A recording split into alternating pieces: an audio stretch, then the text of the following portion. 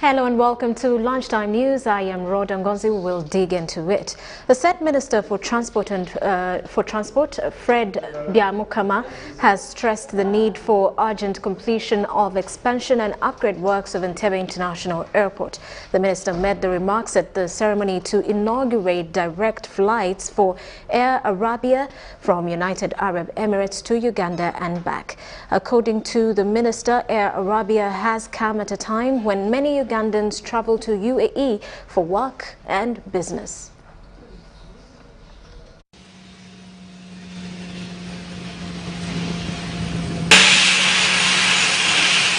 Many airlines are coming in because now Uganda is developing and we are stable.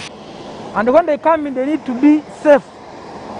That's why the government of Uganda had anticipated it earlier. They brought a project of expanding the Entebbe International Airport. But as per now, there is a need to expand Entebbe International Airport so that many of the airlines coming in are less restricted due to space. And the government is committed to doing that one. That's why every day we keep on looking there and there to get this money. We also appeal to the Civil Aviation Authority and the contractor, plus all the stakeholders, to spend this money well. We want to have good quality work done at a reduced cost. So whoever is involved in handling the expansion and the money, all the stakeholders, not the directors alone. We want a good work, timely work, at a low cost and produce a very good work. This thing of delaying the corrupt officials, we shall not allow it. Our strategy is that once these facilities are fully done, Entebbe International Airport is going to be turned into a transit hub for both passenger and cargo. The second phase is US $125 million, and this is to enhance the capacity of Entebbe International Airport and to be also able to accommodate the latest aircraft. We'll be operating 3 flights a week from Entebbe. So today is Sunday, our next flight will be Wednesday, and then the next flight will be Friday. So every Sunday, Friday, Wednesday will be our flights.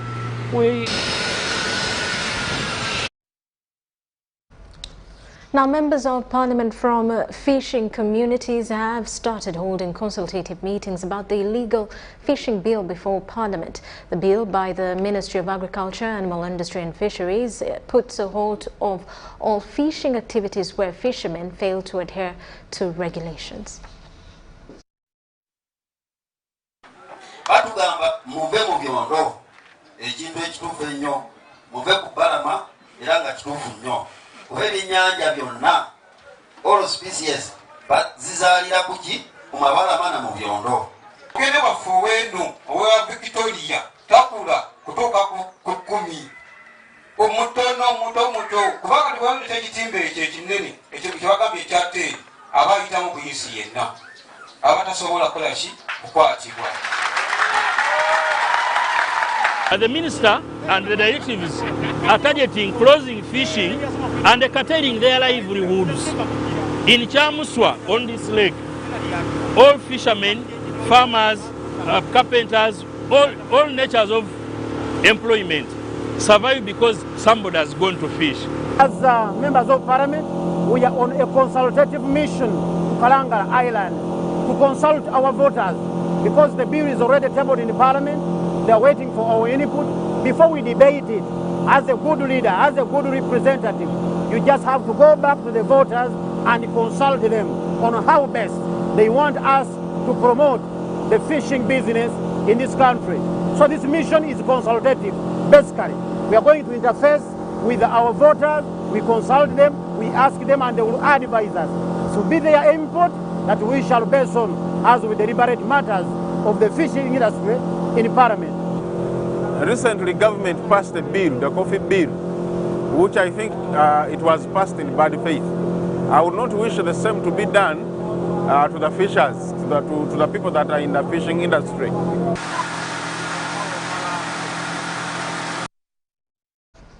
Now, Bidi refugee settlement camp in Yumbe district is the biggest camp in the country, with close to 270,000 South Sudanese living together after fleeing war in their country. The big number of refugees has been, the influx of refugees is said to have had a big impact on the vegetation cover in the district in West Nile. Trees have been cleared for agriculture, charcoal, and for construction of houses. Bidi is Uganda's most populated refugee settlement, with over 270,000 South Sudanese refugees. Refugees depend on buying firewood, since most of the trees within the settlement camp have been cleared for construction, charcoal, and clearing the area for agriculture. From the time the settlement was established, everywhere was bushy. I remember the first time I came here, you wouldn't see anything here. It was just a pure bush. And you would not even know that there are human inhabitants around, because it was clearly bushy. So with time, slowly, as these people settled, the vegetation began disappearing. And that one was as a result of them wanting, I would say, demand for wood fuel, that is firewood, demand for poles for building, demand for grass, for thatching their huts, and basically that, and then also in the process of clearing the land for settlement, also they ended up also cutting more trees. The refugees are, however, engaged in activities geared at controlling deforestation, like tree planting, and at the same time improving their livelihoods. There are some partners that have come up also with a component of energy. They have been encouraging the refugees to use briquettes, and also they have also come up with energy saving stoves. They have also trained refugees on making of Lorena stoves. All these interventions are gearing towards ensuring that we minimize on the rate at which we use what? We deplete the environment. And if you to see the Lorena stove, it's designed in such a way that if you have your 2 pieces of wood fuel, those ones can work. The Coca project is it's still a new project. It is a form of energy where solar is used for cooking. So a panel comes, a panel of 275 watts. It comes with the system plus 2 saucepans, which have inbuilt what? Which have inbuilt, I would say, cooker in it. It's all gearing up towards seeing how we can what? We can conserve the environment. The cooperative has been brought by Caritas and CD, and then they said as for these solar eco-cars to be sold, they want to form a cooperative where it would consist of refugees and the host. And there in the cooperative you can find that there are 29 host communities and then 31 refugees, which is good number. And the importance of the cooperative, when it is formed, the most important one is to bring peaceful coexistence between the refugees and the host. And then the other important is to reserve the trees that the refugees are mostly destroying them. And then the third one, our women, they shouldn't get other sicknesses that are caused by too much flame in the kitchen. That is also some of the importance of the cooperative. I think with all these interventions of OPM with the partners and then the cooperation that the community has, we are winning slowly. We are winning. Yabis Alex is a 19-year-old student and resident of the settlement camp who helps his father to manage and run Hope Initiative, a tree nursery project, and hopes that over time they can help with the reforestation of the area and reverse the effects of deforestation. He believes that if partner agencies can buy tree seedlings from them, then a lot can be achieved. The refugees have cut down trees. We started this project in order to afforestate actually the community, to give people trees and let them plant. So the trees which we are having in general are calpitias, we are having macamia, we are having K-apple, Gimelia, gravilias are there, and also we are planting flowers, improved is there, purples are there. So those one in which are many, majority of them are gravilias, which can be used for timbers, can be used for shed, also making electricity poles like those ones there. And our aim is make this place grow bigger and also improve the tree environments within the community, to make people actually have trees in their homes, to make a safe environment, to keep it safe from winds, those things like too much rainfalls to come within the settlement. So that's our aim.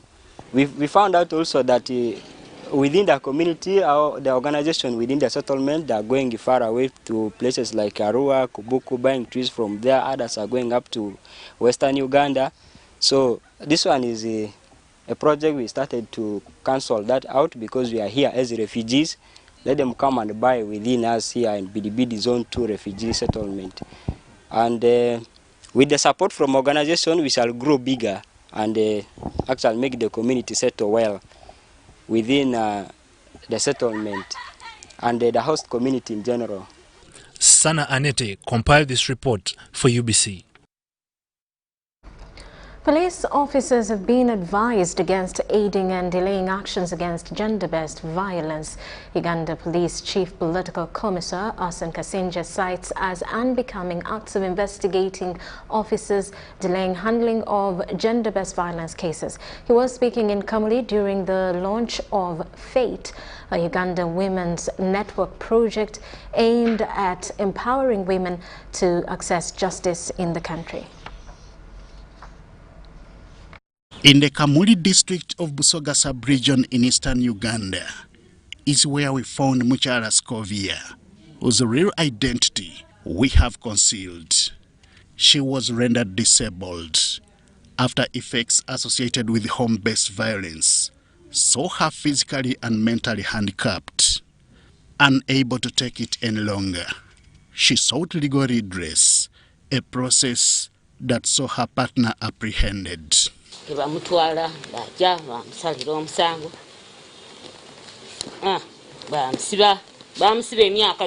Upon release from jail, Muchala says her husband is a changed man who embraced harmony.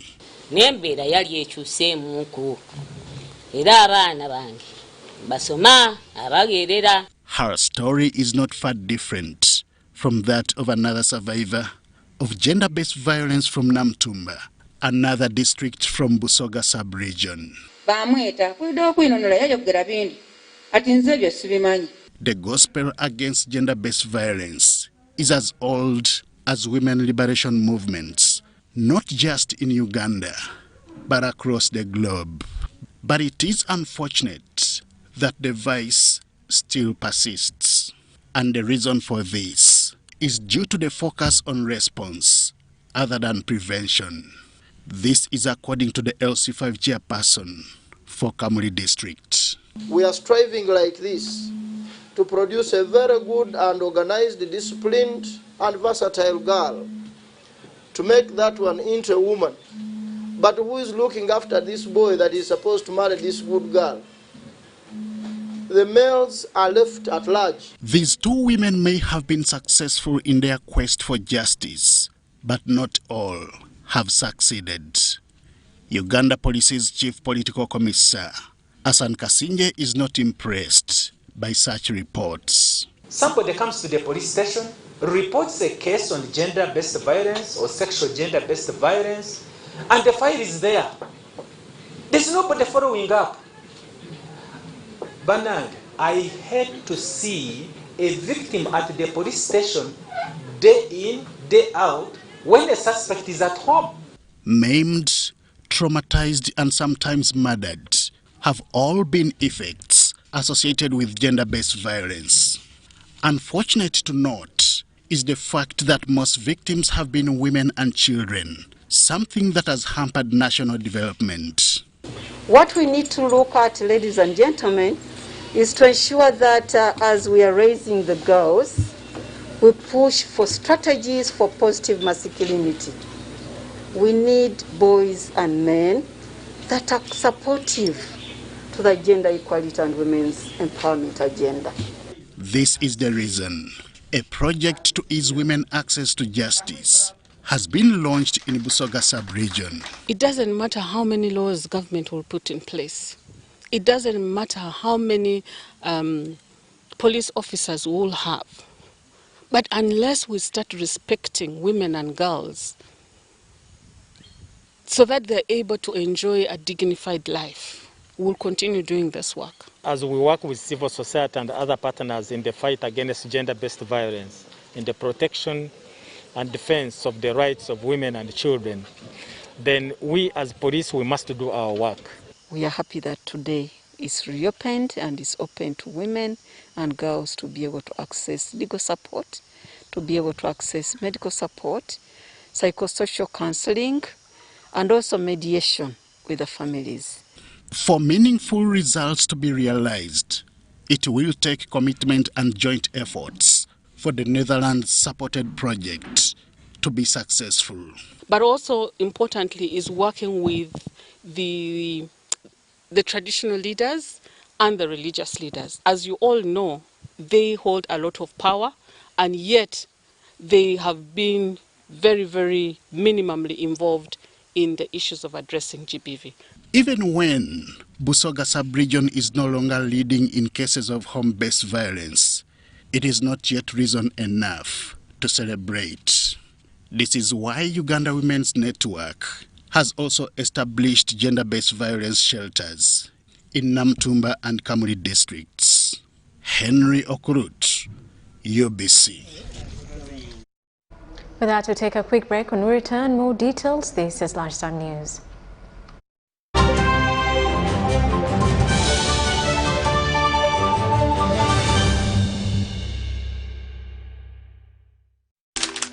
You know, you could just buy a new smartphone from anywhere in Uganda. Dial *175 *94 hash to activate their 100% double data bonus offer on weekly or monthly bundles for 3 months. Better yet, you automatically receive free 1 GB valid for 30 days. You are hooked already, aren't you? Enjoy 100% double data bonus from Airtel. Buy a smartphone from anywhere in Uganda and insert an Airtel SIM card. Dial *175 *94 hash to activate a 100% data bonus offer on weekly or monthly bundles, valid for 3 months. Dial *175 hash and select your preferred bundle to activate a 100% data bonus offer on weekly or monthly bundles, valid for 3 months. Airtel, the smartphone network. It's no secret that ICT makes learning easy. The strides made in our field could not be possible without it.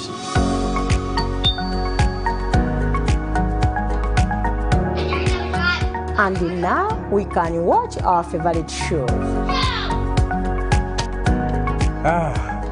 My radio is my best friend. UCC provides an enabling regulatory environment and policy guidance for healthy competition. We also facilitate ease of doing business in the communications sector through licensing, standardization, spectrum management, tariff regulation, rural communication development, and consumer empowerment. An informed consumer is an empowered consumer. UCC supports local content and innovations. Driving the development of a robust communication sector in Uganda is Uganda Communications Commission.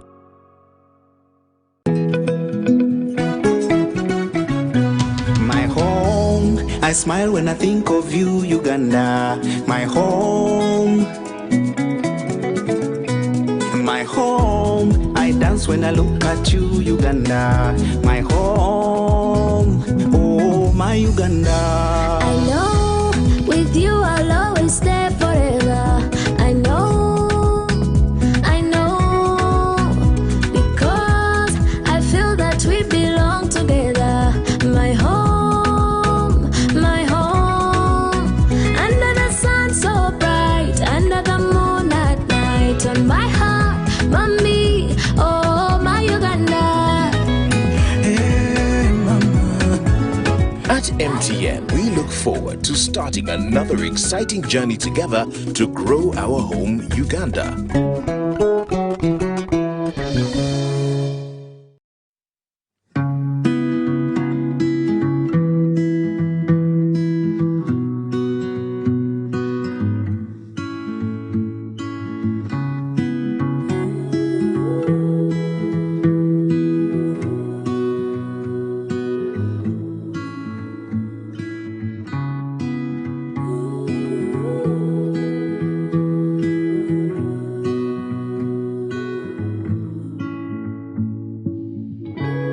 Get vaccinated today so we can get closer to the normal way of life. Echa COVID-19 chija kugwa.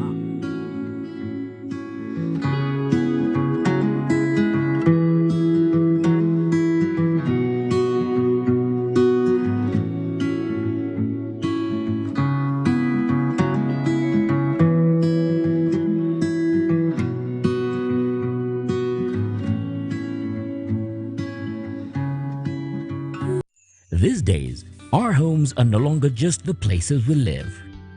It's where we attend meetings, go to class, keep each other safe, and entertain ourselves. To do this smoothly, you need a reliable internet connection. Connect your home online with MTN WakaNet Max, a fast and reliable home internet solution to power your streaming, gaming, online classes, work, and CCTV security cameras. The MTN WakaNet Max starter kit comes with a free 4G router, SIM card, and 35 GB bundle with no validity, all at 245,000 Uganda shillings.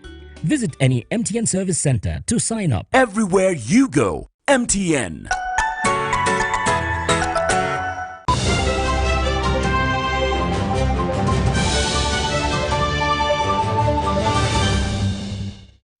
Welcome back. You are still watching Lunchtime News. Now, government through the Ministry of TESO Affairs has honored its pledge of constructing a 4-classroom block office space, 5-stance pit latrine, providing 80 desks to Ajoba Primary School in Serere district worth 244 million shillings. The government-aided school that has been operating under trees ever since it was initiated is now focusing on improving its academic performance and enrollment of pupils with the coming of the new structures.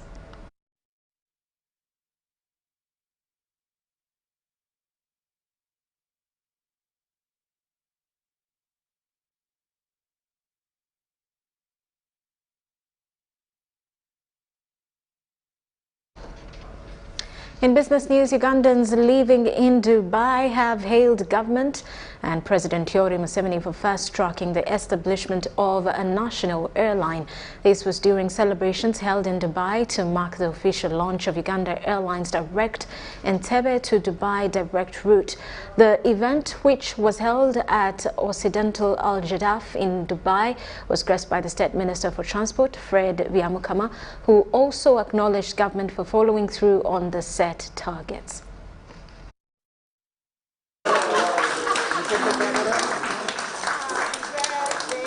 Uganda Airlines has enjoyed a good load factor for the last 3 days on its recently launched Entebbe to Dubai route. The airline, using the recently acquired Airbus A330-800neo aircraft, has been exclusively embraced by Ugandans who had for long endured long hours on flights operated by foreign airline companies. The State Minister of Transport, Fred Byamukama, while presiding over the official route launch celebrations in Dubai, thanked President Yoweri Museveni and the NRM government for the gains achieved so far by the airline. Biamukam also tasked Ugandans living in Dubai to use the recently launched route to enhance trade between Uganda and the UAE. When His Excellency thought of reviving the Uganda airline, he had sensed it ahead that will be vital. We come in at a time when the majority of Ugandans are doing business in Dubai here. Every corner you take, every step you take, you find a Ugandan there. And that one shows they need travels frequently, not branching through other countries. You make unnecessary stopovers, direct flights. For example, we have seen here, we can export our fruits from Uganda, our crops from Uganda, because Dubai is a desert. They cannot grow these crops, they cannot have them, these fruits, even milk here, you cannot get it. So when we have a direct flight from Uganda, people can export their products, can buy from the local person, even the local person who paid the tax, which the government used to buy the aircraft, can benefit. According to Uganda Airlines Acting CEO Jennifer Wamturaki, they have set out to offer Ugandans the best service. We're going to give different cargo rates that are not necessarily low, but cargo rates that will enable them to have value for money. The fares we are offering on the route, back and forth between the two routes, will also be value for money. We are not necessarily cheap, but we are offering value for money. She, however, called for synergies amongst nations in enforcing COVID-19 regulations. How it's done, I believe it could be done differently. It's absolutely a hindrance. We had results coming out at the same time for over 200 passengers, and it was a complete mess. Because even they, as a facility, I think are overwhelmed by the numbers. And imagine if we have like 6 flights leaving at that time, and most of them are using the same lab. It's definitely a hindrance. It delays our flights. Uganda is experiencing a trade imbalance with the UAE as exports to the country pale in comparison with what is being imported.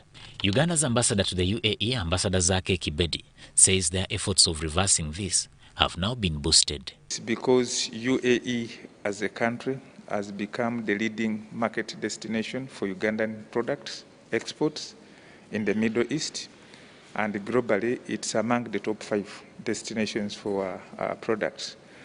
And if we can address the issues that are limiting our potential to export more, it can even become the leading market destination for Ugandan products. Uganda Airlines now operates 3 flights a week to Dubai in the United Arab Emirates and also has plans of increasing on this frequency through numerous interventions. Samuel Sendono, UBC News in Dubai. A Youth Rhino Camp refugee settlement camp of 4 area have been offered a modern multi-purpose youth educational center to improve their livelihoods. A multi-billion facility by the International Labour Organization with funding from the Royal Netherlands government aims at addressing the mental and psychosocial needs and economic empowerment of refugees in the host communities. Let's take a look.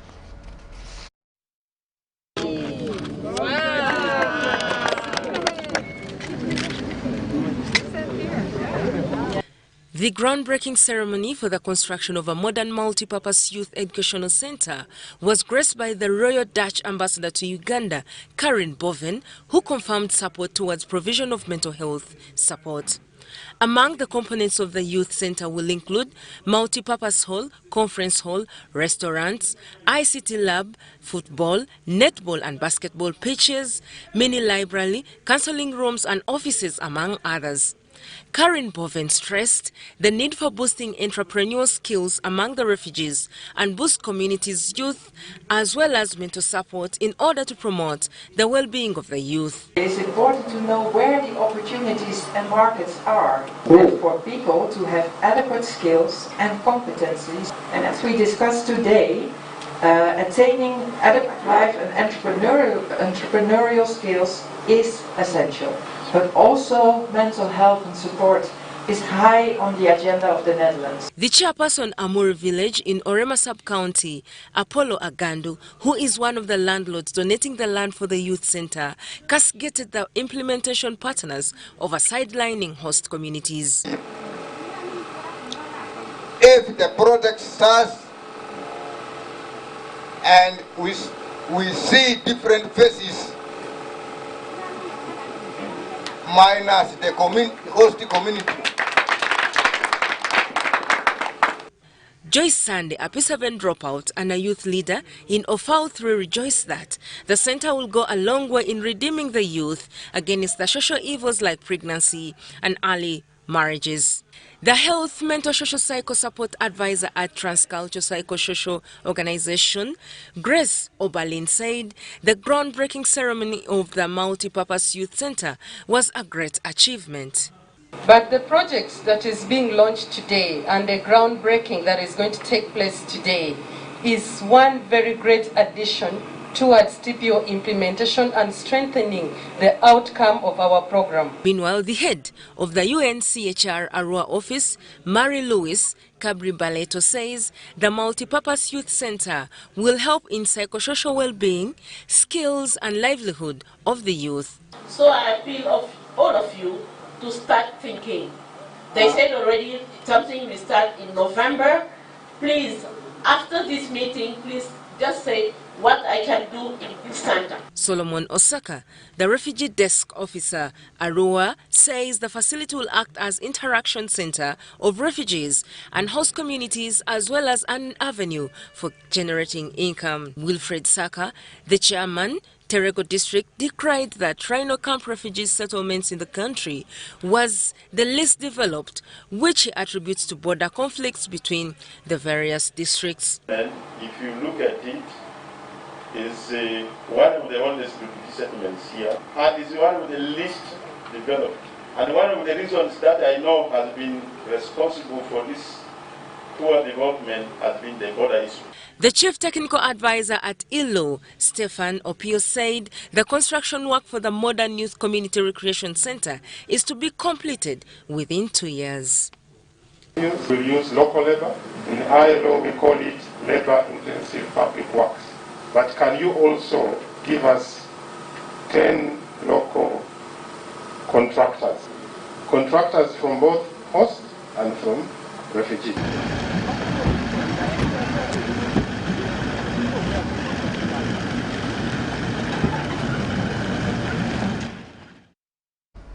Well, and that does it for Lunchtime News. Thank you for sticking with us. I am Rhoda Ngonzi. Do stick around for more programming.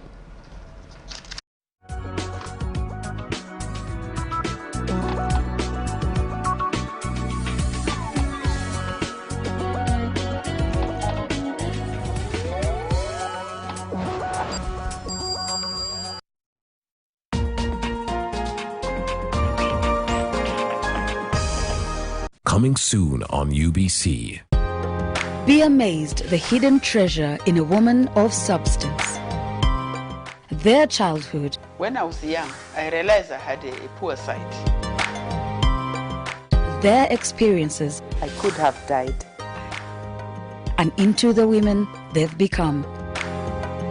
Be inspired by their transformation and their stories. So he would shout at me after submitting my story.